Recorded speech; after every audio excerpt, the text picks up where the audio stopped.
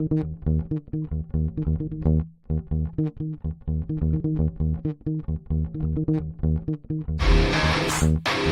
right. Welcome back. Misfit Nation. The Misfit Nation show. We are a show founded by a veteran and hosted by two veterans and a military spouse. Our mission is to get people to tell their stories to the world. If you're an author, share your tips with the Misfit Nation. If you're a musician or an actor, our audience needs to know how they too can get into the business. Coaches, we love our coaches. Come on and share your tips with the Misfit Nation to help them become better versions of themselves. If you are a corporate leader or an entrepreneur, come on and show how you did it and how hard you have fought for success. If you are a veteran, first responder, or Gold Star family, we would love to have you come on and share your story with the Misfit Nation. We always have time for you. If you're feeling down, alone, or starting to see the darkness, stop. Think about those who are around you. You are not alone. You will be missed. If you feel like your problems will be a burden to those in your inner circle or feel embarrassed, dial 988. If you are a veteran, take option 1. We need you to keep pushing forward. Don't make a permanent solution to a temporary problem. If you are a new listener, welcome to the Misfit Nation show. Be sure to subscribe to our show on your favorite podcast app. Also on our YouTube channel at @the_Misfit Nation. Subscribe and click the bell to keep you up to date on our latest episodes and all of our news. You can also find us on Heroes Media Group and About Face Radio. Now, let's get to the show!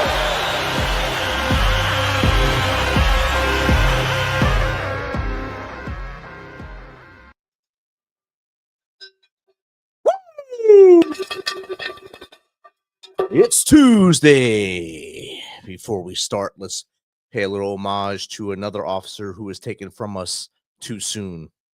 Trooper Jerry Wayne Adamick Jr., Texas Department of Public Safety, Texas Highway Patrol, Texas. He was also a United States Army veteran.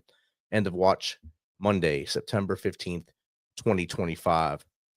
Let's keep him, his family, his community in your thoughts and prayers as they go through this sudden change, and take care of their families as they go on to the rest of their lives.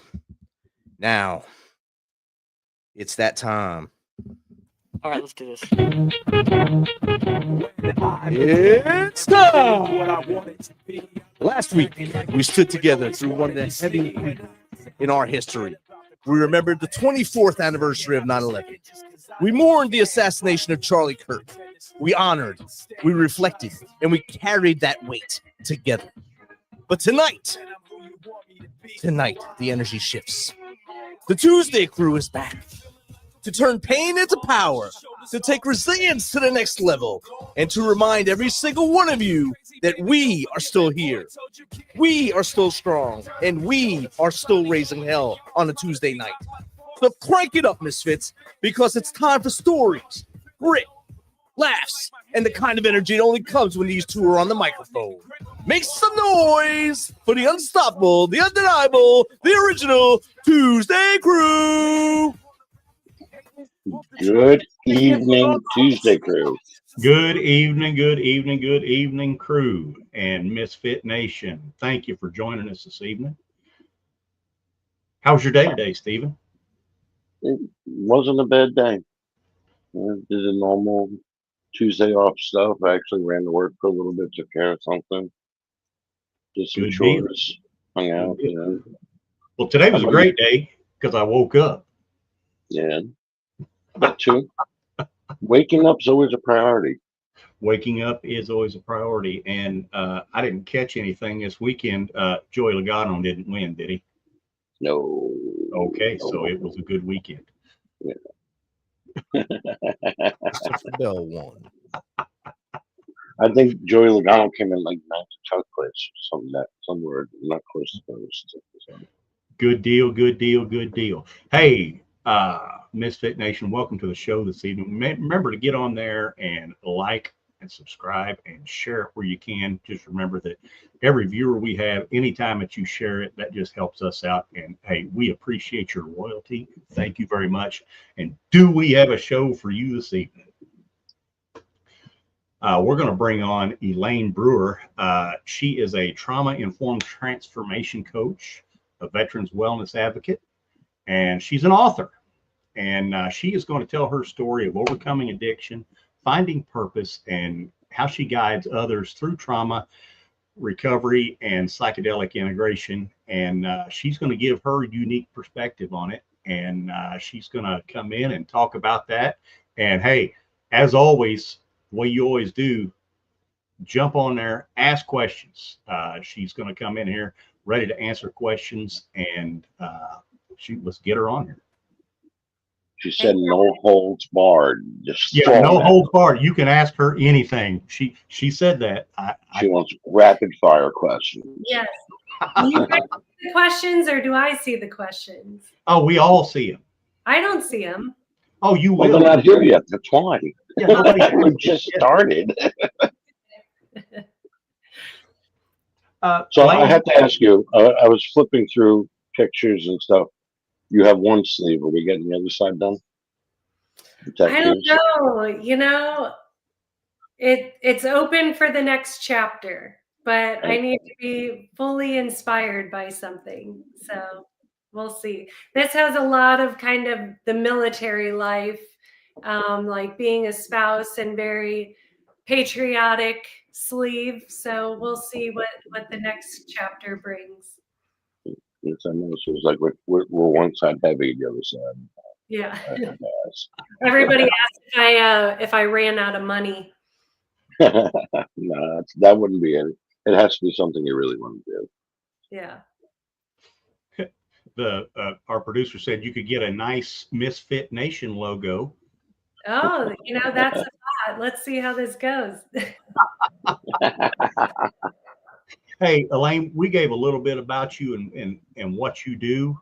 Why don't you tell our listeners where you come from, how all this started, and just tell us a little bit about yourself. Start from whenever you want to start, and we'll go from there. Yeah, I guess when talking to this audience, well, I was born and raised in St. Louis, Missouri. I met my husband, who was Navy EOD, when I was 19 years old, and ended up getting married and being thrust into military wife. And I've been a military spouse for 15 years now. And after his retirement, you know, we went through so much, you know, trauma and pain and carnage just from his own service. And, you know, I have a unique perspective on that, because it's not just, you know, war doesn't just affect the service member, it affects the entire family.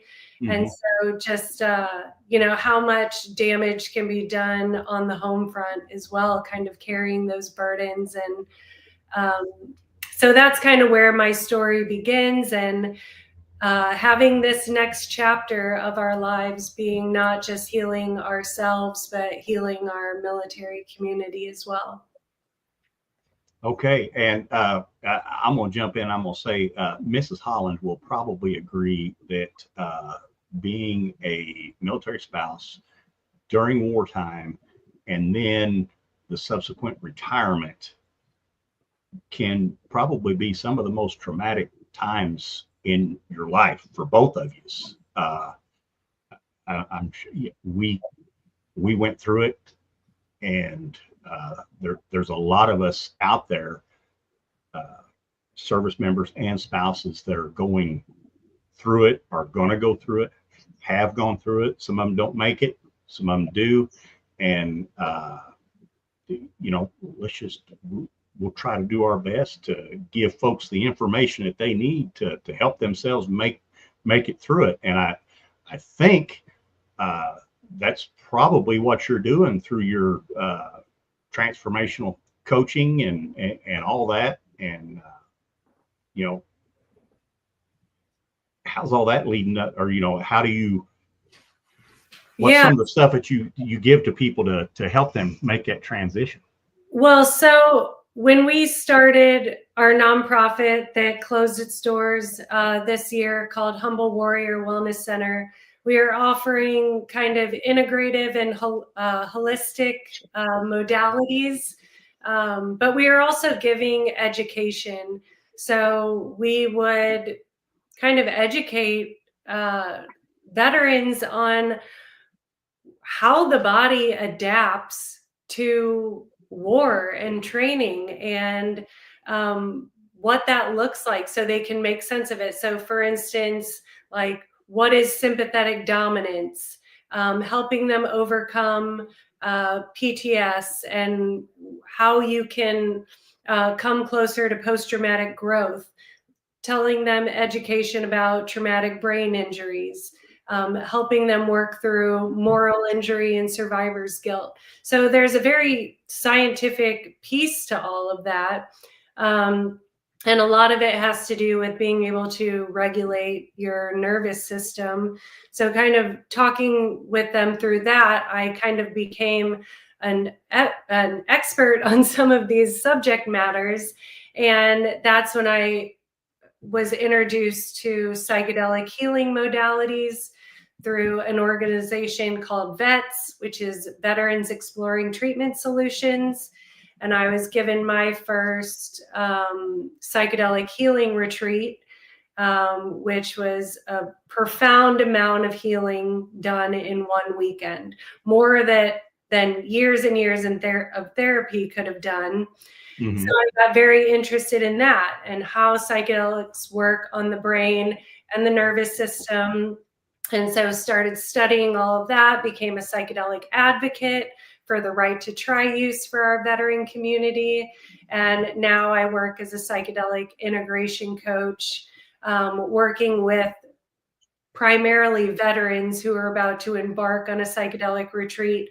So I help them prepare for the retreat, because it requires diet, it requires intention setting, bringing up, being able to identify core themes of wounding, and then they kind of go on their retreat, and then we come back and we help them integrate their experience. Okay. Now I want to pitch in there for our listeners. This is supervised. Yes. Yes. Very okay. Yes. These are highly vetted, regulated.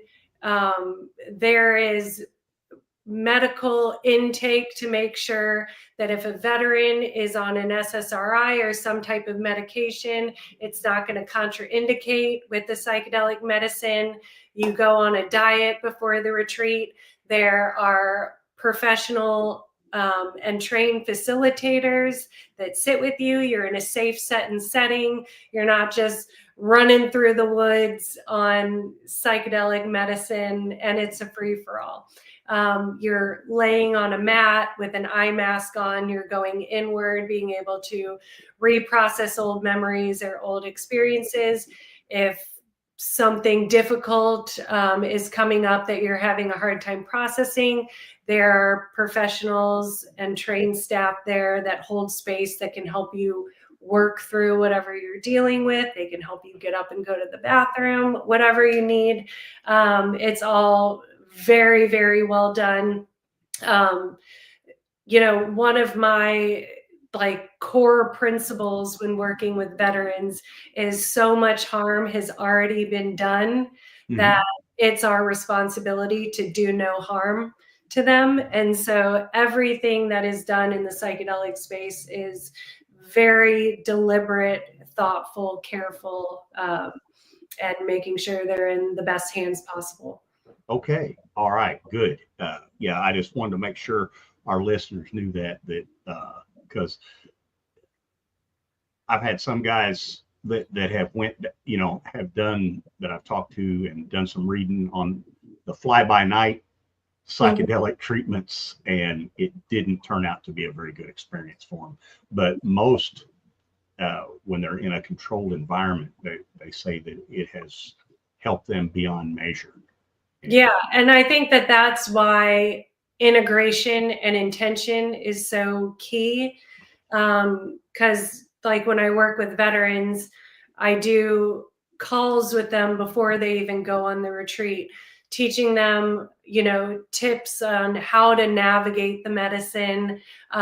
What are some traumatic experiences that may come up? What are some of your core themes of wounding? And so that we can kind of start processing and talking through these things before they're in ceremony, in an experience with psychedelic medicine, and giving them techniques to ground and calm, self-regulate. And it tends to be an easier, more profound process when all of that pre-work is done and when you're in a safe set and setting. Okay. But and that's why I advocate with legislators about this, because of all the red tape and getting this legalized and going into spaces that have been properly vetted. I always say that a lot of our veterans go to psychedelic medicine as like a Hail Mary. Like they've tried everything else and they are still deep in suffering. And so if we're not getting this passed legally, that they can do it with proper safeguards, it's sending them into like the underground with like either recreational use or people that don't know what they're doing. And that can be dangerous and that can do more harm. So what you're saying is me in the 80s, the things I did back then, that caused more harm than, okay. Yeah. And I don't know. I just look at it as I mean, we've dealt with the VA, and they are big fans of giving you a bag full of pills and say, hey, let's see if this works on you. And after 6 months, when it don't work, you're addicted to pills and having withdrawals when they won't give them to you anymore. And you're still, you haven't got to the core problem of what is causing your issues. And, and we kind of call this putting Band-Aids over bullet holes. And yes, SSRIs, they can be effective for some, but what you see with SSRIs in our veteran community often is it helps them from stop feeling extreme depression and anxiety, but it also stops them from feeling any type of profound joy or happiness. So they just kind of get stuck somewhere in the middle and just kind of this like, I'm fine state, and it's better than being down here, but it's not as good as being up here. And so it just kind of keeps them at this baseline. And, from my perspective, you're still in a state of surviving and not really thriving. And that's why psychedelics, and I'm not saying that psychedelics are for everybody, but they are an effective modality that has been shown through scientific studies that they are working within our veteran community, but they work on kind of like a multi-layer recovery system where, like neurologically, they offer a type of like neurological reset. So certain of the psychedelic medicines work within the default mode network of the brain. So these are the very rigid habit forming networks of the brain. And so a lot of them work very well for addiction, memory reprocessing. So if you are stuck in a thought loop pattern, old negative or painful experiences or memories, it helps you bypass through that negative thought loop, able to kind of see those experiences from a different lens.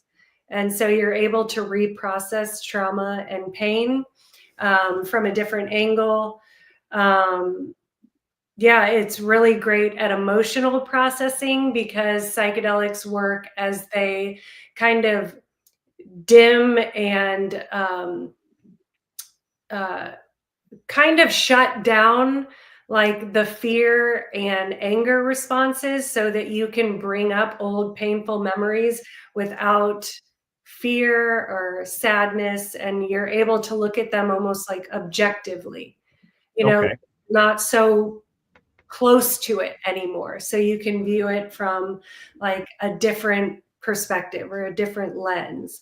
And so that allows a very profound sense of healing. And Okay.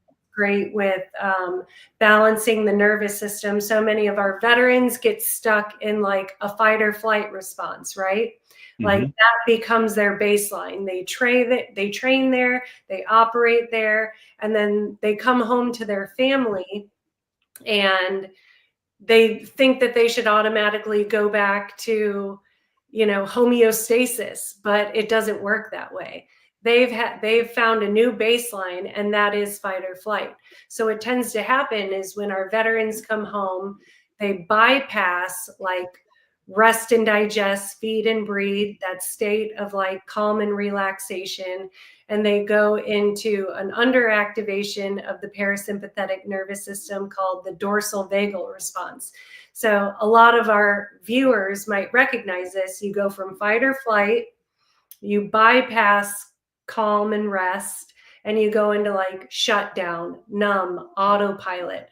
This is when your spouses will say, well, yeah, they're here, but they're not really here, Yes. And it seems like I'm talking to a wall. I think in what was the Chris Kyle movie, you see him just sitting in the chair, staring at the TV, and it's just like white noise, like the TV's even on. And that would be an example of being in a dorsal vagal response. So, offering tools and modalities and mindfulness-based techniques to get them back into that state of homeostasis, of calm, rest, feed, and breathe. So that's kind of what I do. All right. And I also want to add or ask, and I am sure that you don't have the laundry list of side effects that go along with all the mood altering stuff that the doctors want to prescribe with this technique. Am I correct? Go into that a little bit. Okay, so like you go to VA, they say, hey, this is what's wrong with you. You've got this wrong with your head, this, and this. Here's your bag of pills. Go home. And with a lot of those medications, there's a laundry list of side effects that come with them. Are there any lingering or long-lasting side effects that would come from the use of the psychedelics? From what we're seeing from studies, when it's done and there is a medical protocol before going, like you have to be, first of all, I want to just let the viewers know that these are plant medicines. They grow from the earth. And so for instance, one of the psychedelic medicines that a lot of our special operations are using is called ibogaine or iboga. Have you heard of this yet? Not that one, no. So that one has some cardiac concerns. So if a veteran is going and they're going to sit with ibogaine or iboga, they have to get an EEG. They have to do, a medical screening on their heart. They make sure that there's no medicines that would contraindicate.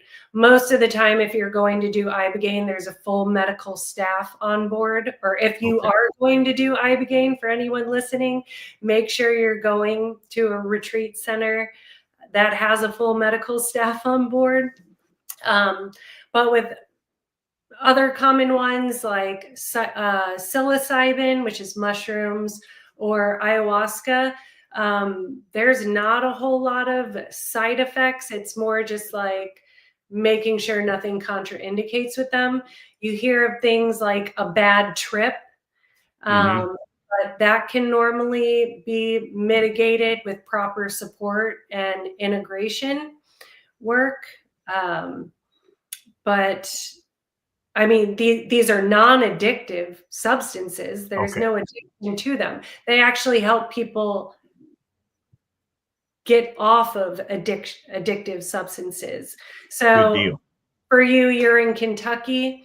You know the huge opioid epidemic that has kind of riddled that state. So the Kentucky Ibogaine Initiative is that the state of Kentucky was actually looking at the psychedelic medicine Ibogaine because it has such profound anti-addictive properties, especially for opioids. Okay. Interesting stuff. I mean, we could talk for years about yeah. that. I mean, if there is, I'm all for anything that gets rid of that epidemic. Yeah. It's And I guess I should say that a lot of these psychedelic medicines are very purgative. So in a psychedelic experience, there can be vomiting. There can be, you know, like having to bowel release, but most of the time you can make it to the bathroom. But yeah, I mean, that's kind of really it. But a lot of that is more about like getting this stuck energy out of your system. Like you are purging like bad things in your system. okay. It's less about being sick and like getting out like bad energy, bad chemicals, all of this stuff. So All right. All right. Well, we have a question. With 2 questions. And All right. first one Uh, from F. Go ahead. from Flora. Are you on the hill with Marcus Luttrell and those fellows advocating for this, or are you separate? The company I work for, and I know Vets, the company the organization that I went on my first retreat with, has worked very closely with Marcus Luttrell. Morgan and Marcus are both great advocates for this. I haven't been on the Hill in DC with them, but we are all kind of in a collective working with them through, you know, I've written articles for Military Times on behalf of what they're doing. I've done legislative work here in Missouri, but we all are advocating for the same outcome. So yes, Marcus Luttrell is doing great work on this front. All right. The next question from We Are Who We Are. The show once had Adam Peters on, who spoke about these alternatives, along with Jake. What is that word? Ayahuasca. There you go. Do you like this, or others more? I don't. What Adam Peters was on your show? Yes. Okay. He spoke about alternatives along with ayahuasca. Do you like this or other? It depends. Ayahuasca and ibogaine are kind of like you're really going on a journey with those. I kind of like to take the approach with start small, and you know, your psychedelic medicine, it can be a one and done for some, but with deep-seated trauma, complex compound trauma, like for me, for instance, I tend to go every about 2 years to just keep repeeling the onion and going deeper into trauma processing. I started with psilocybin. MDMA is a great one to start with. Psilocybin is a good one to start with to kind of dip your toe and start kind of having a relationship with psychedelic medicine. But a lot of the special operations community is going right into ibogaine because you're seeing 3 things. You're seeing very heavy combat trauma and complex trauma. You're seeing brain injury, and you're seeing like addiction to painkillers or things like that our special operators kind of have to deal with. And Ibogaine is probably the best for brain injury and addiction and really heavy complex trauma. Okay. All right. Got another one. From What's Happening EB4, Elaine, what inspired you to write your book, and how has sharing your story impacted your healing? So I guess we'll move into the book. Okay. So yeah, I started drinking from a young age, like I said, I was kind of thrust into the special operations community at 19 years old, although I was pretty rebellious in high school. But special operations community is a very work hard, play hard community. And kind of just doing the partying thing that 19-year-olds and 20-year-olds do, and how addiction happens. There was some childhood issues that I was going through, and then military trauma started happening. My husband was at a development group, and he went on over 12 combat deployments. And at Dev Group, there was a lot of death and divorce and deployments. We went through a mass casualty while we were there, which was called Extortion 17. I wrote about that in the book, and that really crumbled our community. And I think the drinking really picked up from there. I became obsessively paranoid that my husband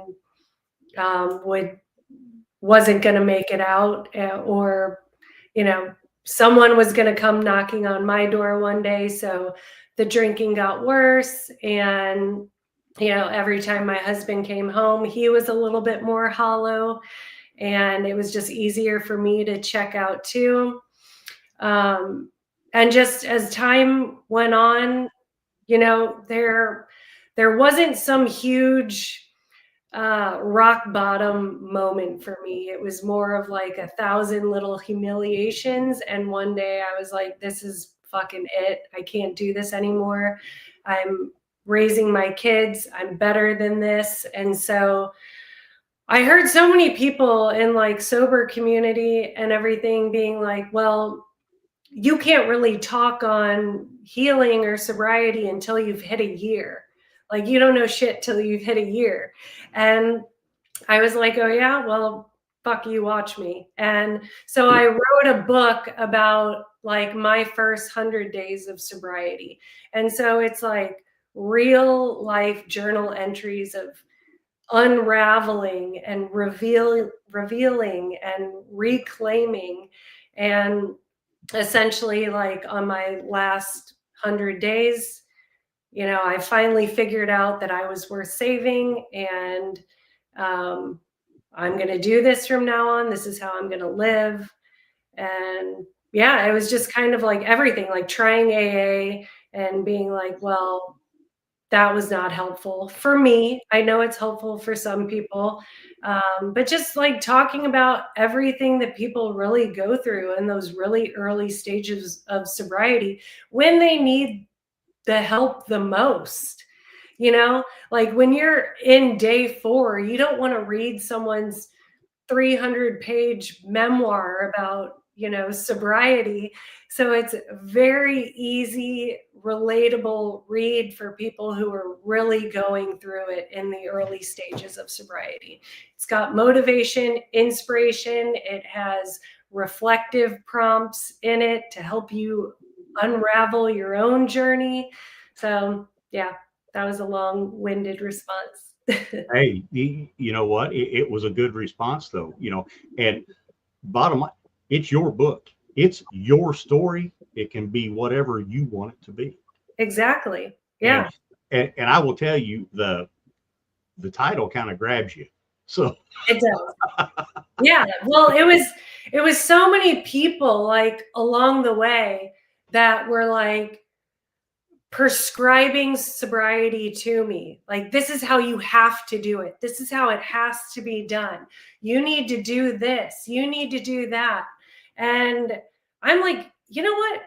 I'm a trauma expert, you know, yeah. like I know about, you know, all of these modalities and nervous system regulation, deliberate discomfort, like all of these things that I have to do. And I knew it all along. I was just not taking my own advice. I was able to work with clients and walk them through the fire, but I was still like burning alive. And it was really because I didn't believe that I deserved to heal.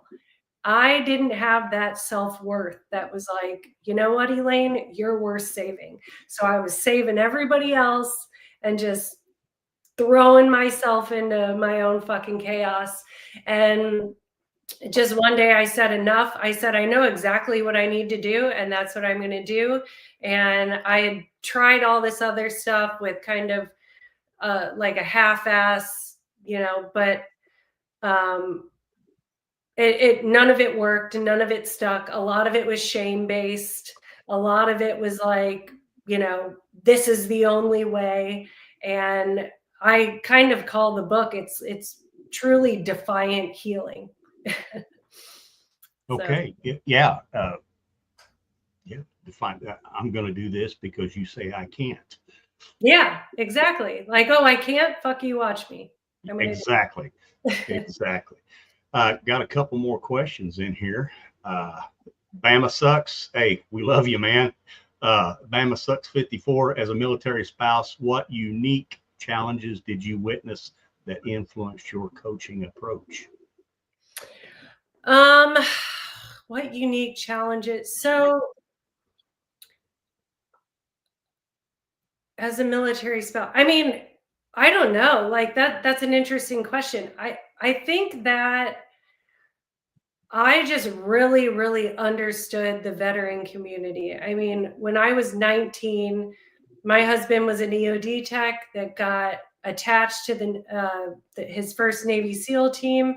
He stayed with the SEALs until the very end, so almost his entire 20-year career.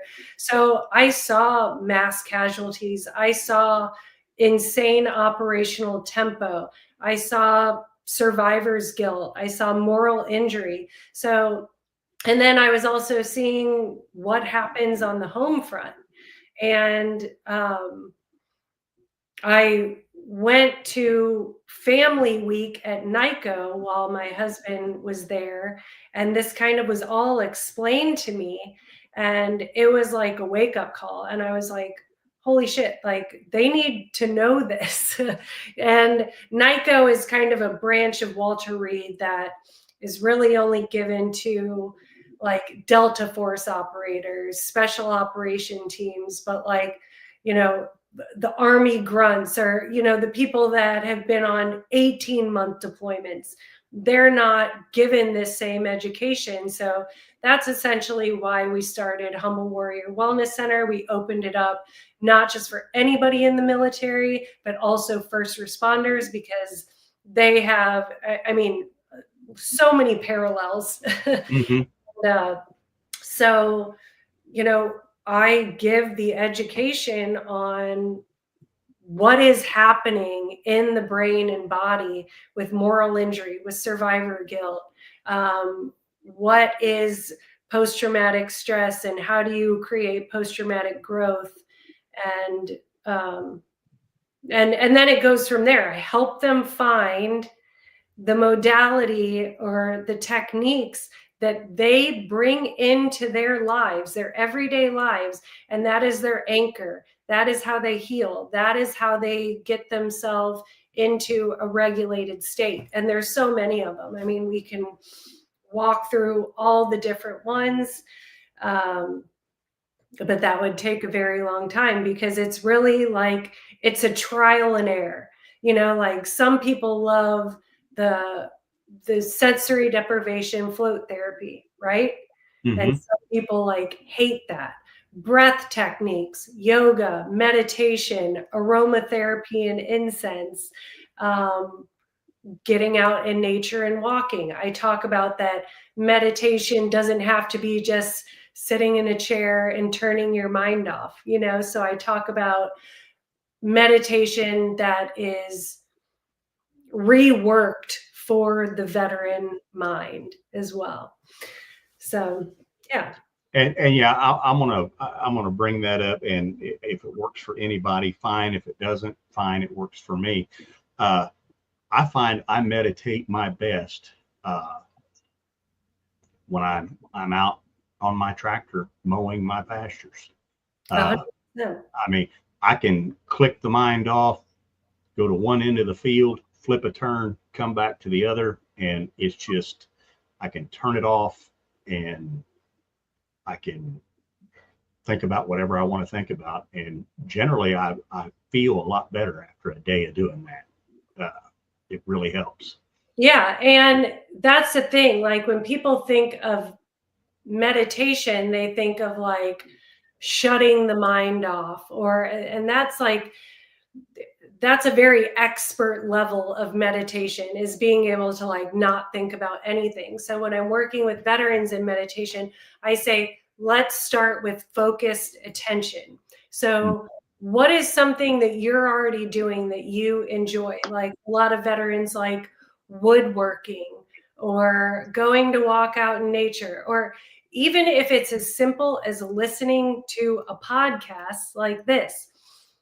Set the phone aside, or have the phone there, but you're not scrolling and listening. You're actually intentionally listening to every word that's on that podcast. You're not thinking about the oil change you have to do. You're not thinking about what you're eating tonight.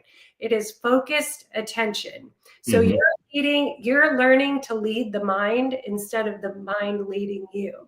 And that's really what meditation is. So if it's working on a puzzle with your kids and that is your focus, like finishing the puzzle, the adult coloring books, like do a page of that, but you're just focused on that. And when all the outside chatter comes in, recognize it, have awareness to it, and then send it back out and refocus on, the coloring book or the puzzle or the woodworking project.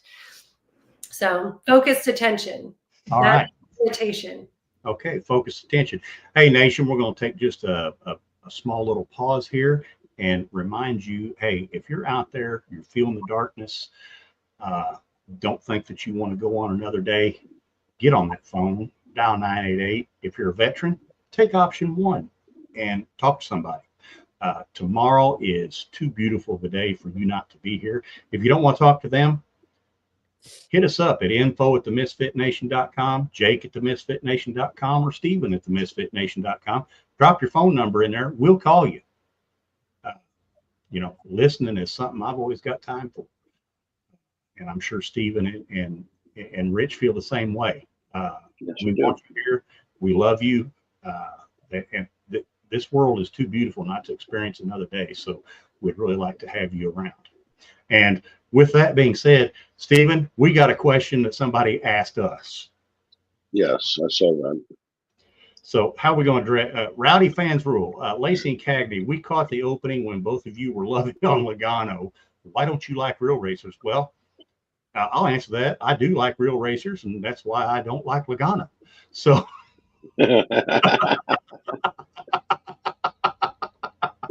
But Logano went from the baby face of NASCAR to the grumpy old man within the last 10 years. And, he'll go out there, he'll turn somebody, he'll knock him into the wall. And then when it's done to him, he'll cry for 3 weeks about it. And I don't understand that. Racing is racing. Get out there, have fun. The up and comers, your Christopher Bell and your other guys, these are the guys I want to watch. I want to see them grow into the sport and change the sport and make the sport better. Not bring it down with the old man on the porch saying, hey, you get off my lawn every day. That's all. Is that a good okay answer? Yeah. Hey, it was longer than my answer. There you But go. got another one that popped up here from the Heroes Media Group. What was the worst response you got from friends and family when you chose sobriety and would not be drinking with them anymore? And for me, it was the two that stand out are, are you sick? And, no more fun, Rich. So did you get any lashback from family Um, or friends? I don't know. I mean, of course you get the, is this going to be forever? You're more fun when you're drinking, but, I got some weird shit when I was in AA, like somebody told me I was too smart to be sober, that I had to be dumber if I wanted to surrender. And so I was like, okay, I'm out. Yeah. So I did the AA thing once too, and I never wanted to drink so bad in my life when I come out of a 12-step meeting. yeah. So, and I talk about kind of that in the book. And, the greatest lesson I got was to be brave enough to walk out of a room that made you small.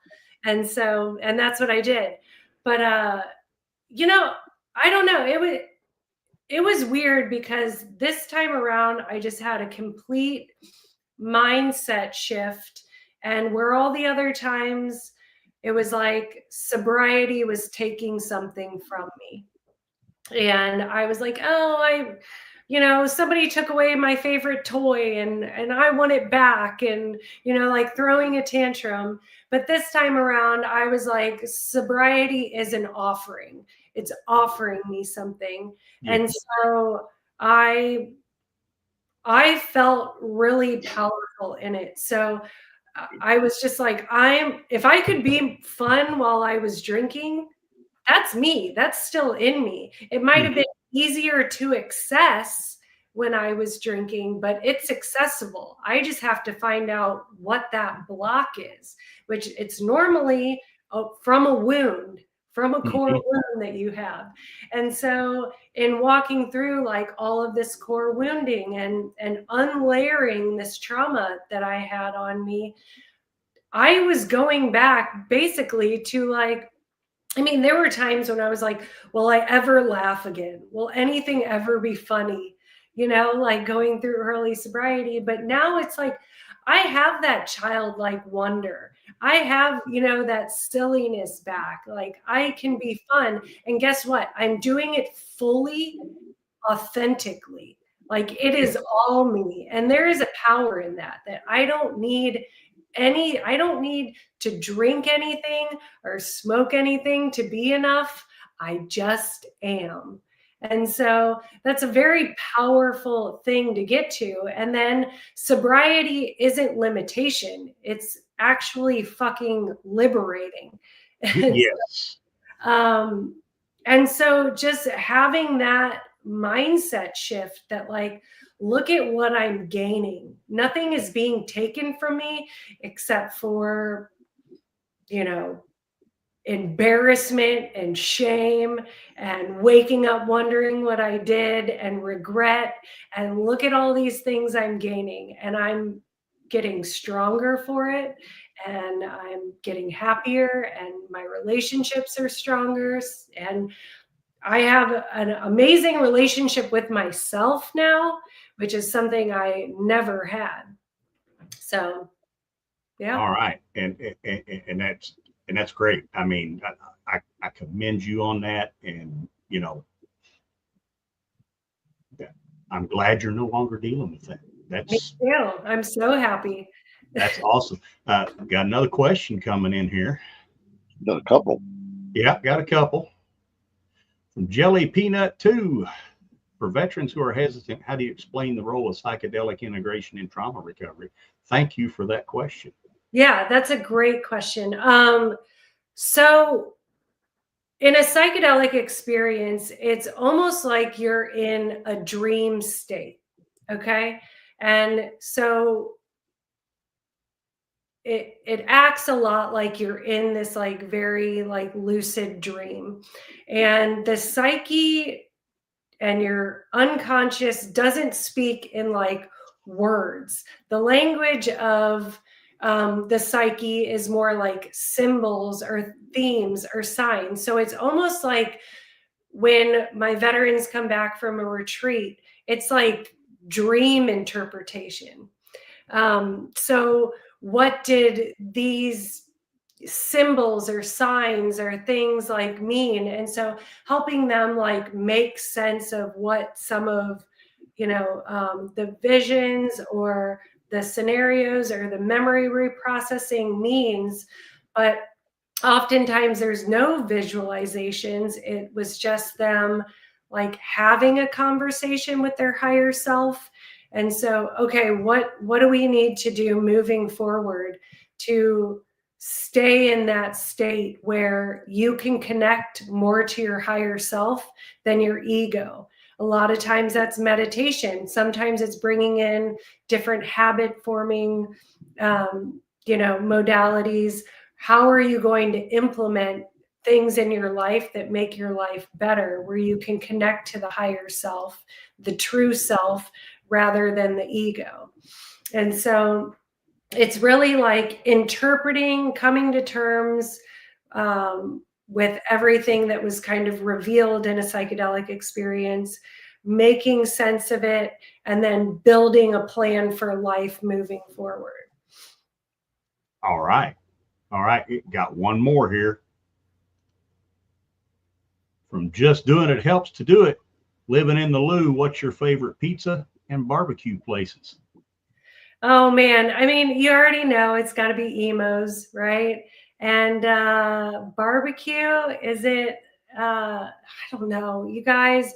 My husband's mom like makes the best ribs, or his stepdad and mom like make the best ribs, and my husband makes like one hell of a steak. So it's really hard for me to leave the house to get that food. So I don't know about barbecue. Maybe Pappy's, that's an old St. Louis classic, but yeah, emo style pizza. I gotta plug Kentucky here. I've never had barbecue as good as I've had in Kentucky. Yeah. Yeah.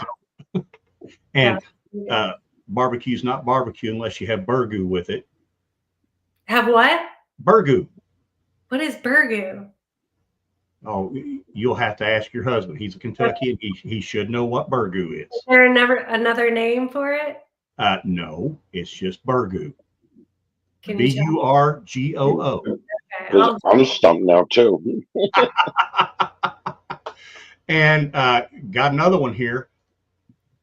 What advice would you give someone who feels stuck in old patterns and wants to rewrite their story? Thank you, Dreamweave73. Well, that's an interesting one. I would really sit and think about how you talk to yourself and how you have played a role in your current story and how you're talking yourself through that.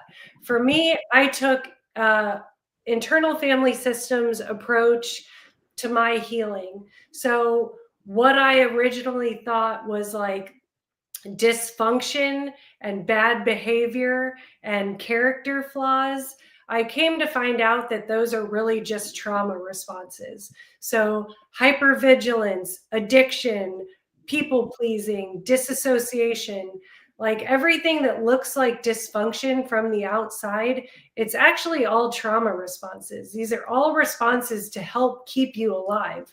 So in just knowing that, like, you do love yourself. It is a primal place of love that is coming from self-preservation. And so I say that self-preservation is love in defense, and healing is love in action. So what you have to do to get out of being a victim of circumstance and your experiences is you can say, yes, this really bad shit happened to me, but I don't have to live here. I don't have to stay stuck in that. So how can I talk to myself? What can I do? How can I take my power back and start rewriting the story from a place of power rather than victimhood? So I think that's the most helpful thing.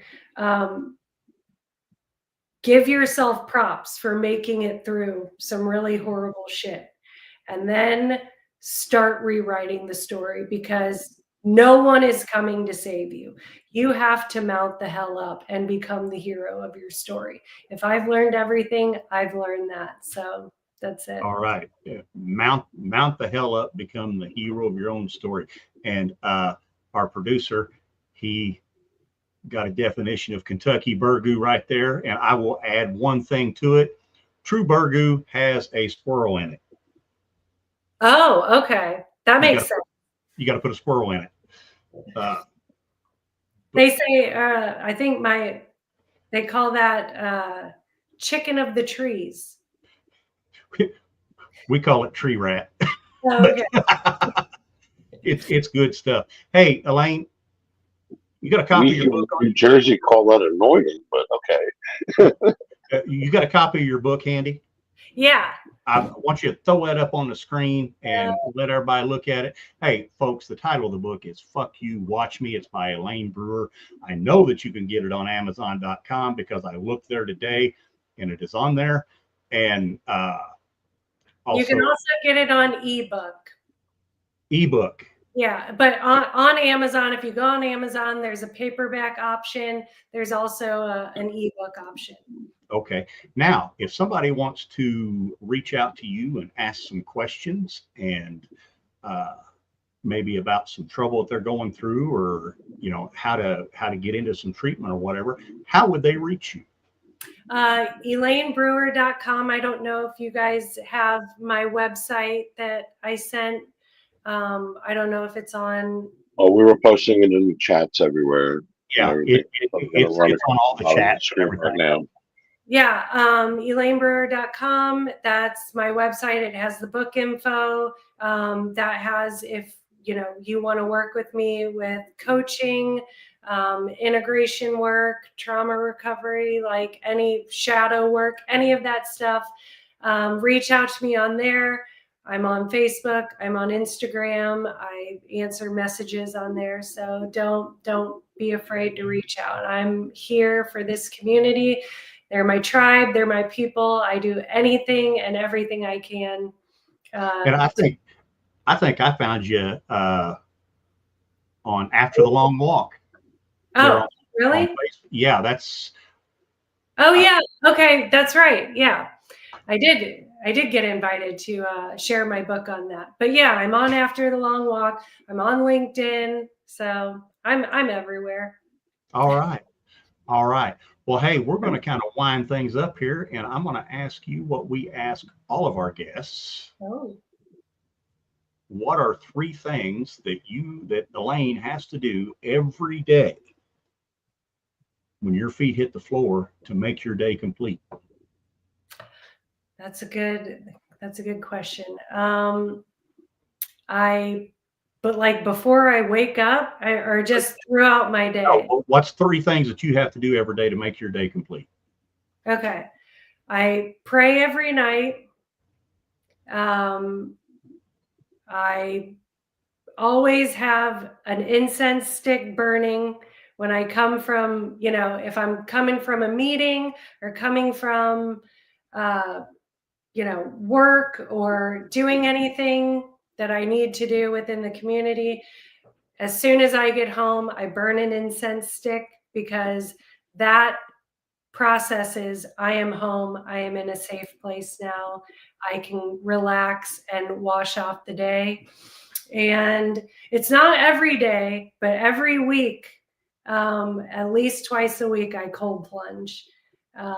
And that goes into one of my principles of deliberate discomfort. I think more people really need to lean in to discomfort, get really comfortable understanding yourself, and how you operate in a stress response. So those are some of the things I do. Awesome. And we had another question pop up. Is there going to be an Audible version of your book? I wish. Everybody's asking about that, but I had to pay like a hefty extra fee to do that. And so I was just like, maybe one day, but not now. Okay. All right. Fair enough. Whoa. Any parting thoughts there, Stephen? Just check us out on Roots Across America, Mondays, 3 p.m. All right. Other than that, no. I'm good. Elaine, thank you very much for being here. Misfit Nation, thank you for joining the ToosDay Crue this week. And get out there, be the best version of yourself. Have a great week. Elaine, thank you. It was great information. Very, very helpful show. Really appreciate it. We here at the Misfit Nation and the ToosDay Crue love you, and we will see you next week. Good night, everybody. Thanks for checking us out and being a part of the Misfit Nation show. Don't forget to visit our website at themisfitnation.com. That's themisfitnation.com. Check out all our past episodes and get some of the great Misfit Nation gear for you and your family. As always, be humble, stay hungry, and keep hustling because we are Misfit Nation. Misfit Nation.